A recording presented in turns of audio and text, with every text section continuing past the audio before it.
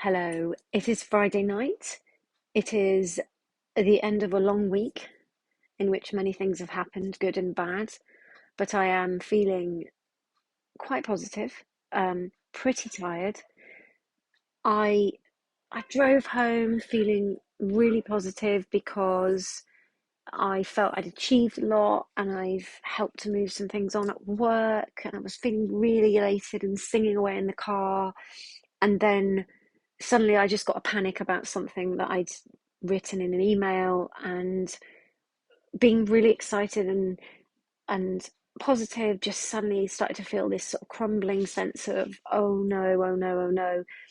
But I've kind of managed to pull it round because I know that that's ADHD and um that I look back and I think that's been happening to me forever. Like, I'd be out and having a lovely time, and then suddenly something would just come into my head, and then it would just start to erode at my feelings of joy. And I did some training yesterday about ADHD, and I was describing things about, a child with ADHD or a child who might have ADHD, not a child, any children with ADHD, and talking about this thing that can happen that you can just be feeling fine and then suddenly something pops into your head and it has this ability to just overwhelm you and just sort of erode that kind of sense of feeling of joy or whatever. And there was just something tonight that I suddenly thought, yeah, that's what I've been living with and that's what I do live with. And it might sound really stupid, but I think since being diagnosed, it's been such a journey of not really knowing, not really believing that this is a thing. So there we go. I'm talking, rambling. It's been a really incredibly difficult week. There's been quite a few things that have been really hard, and what I know is I find it really hard when people are when I sense that people are cross with me or angry with me. I find it really hard not to take that personally, and so I've been trying to sort of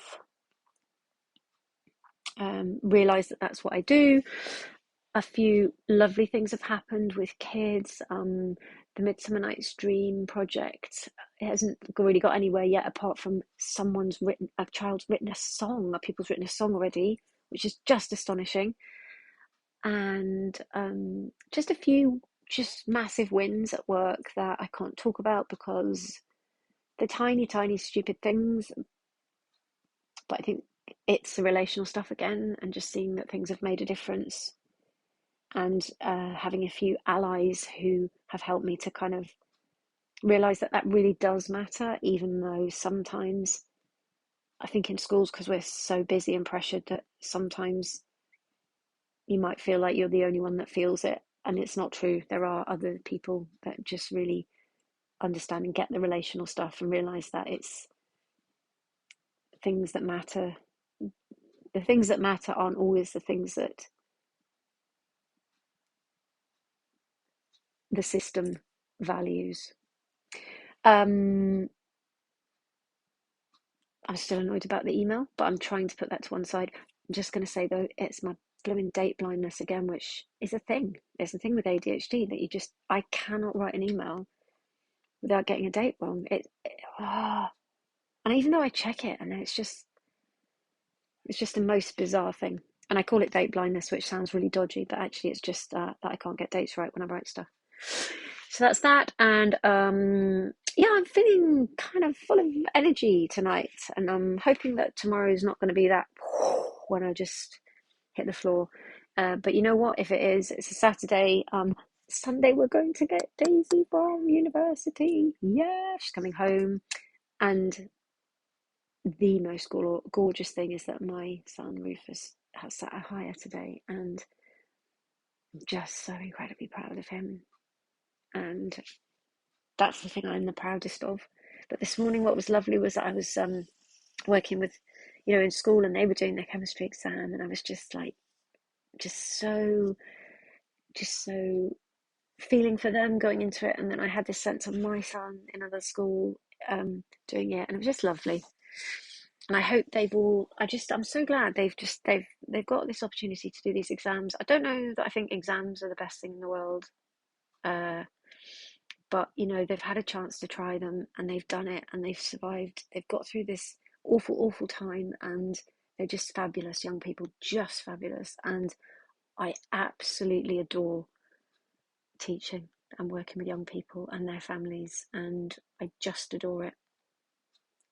And oh, and I went wild swimming again this week, and last week I nearly gave up on it because it was so cold. But this week I borrowed a wetsuit, and that was great. Oh, and I almost forgot to mention that maybe I mentioned it last week that I've been published in a book, a tiny, tiny little bit of a book. Like I wrote a tiny, like fraction of a bit of a book, and it's about diversity, and my bit's on ADHD, and it's this book, and it's an amazing, amazing, amazing thing that's just been happening over the last year or so, and it's diverse educators, and it's about protected characteristics under the Equalities Act and what that actually means in education. So if you've got a disability, what does that mean? Or if you're supporting children with a disability, or all of the other protected characteristics, there's stuff on all of them, and it is just such a great book for educators to really understand what it means to support people in education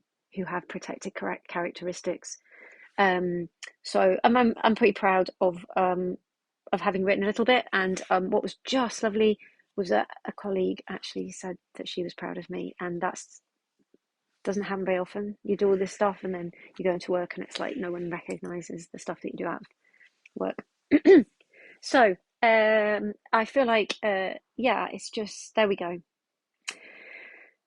So there are ups and downs. There have been ups and downs. And I feel like I've kind of got through them. I felt like I've been swimming and I've nearly drowned a lot this week, but I've had friends and helpers, and I've breathed and got through.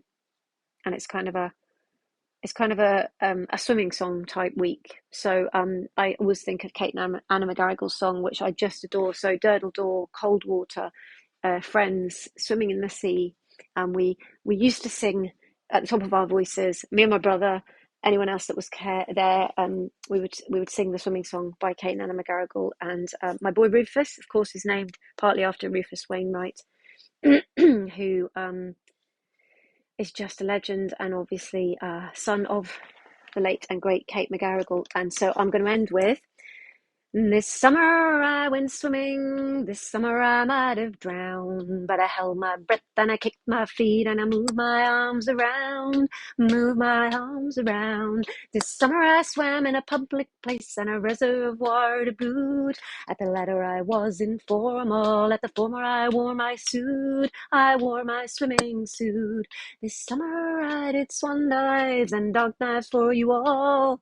And once when you weren't looking, I did a cannonball, did a cannonball. This summer I went swimming, this summer I might have drowned, but I held my breath and I kicked my feet and I moved my arms around, moved my arms around. And I'll keep swimming. So have a fantastic weekend. Thanks for listening in. Sorry for the little mistake in the song. Can't do anything without a little mistake. But that's us, isn't it? Humans, we make mistakes. Love you loads. Speak to you soon. Happy Friday, happy weekend, happy bank holiday if you've got one on Monday. Not that we do here in Argyle. Bye for now.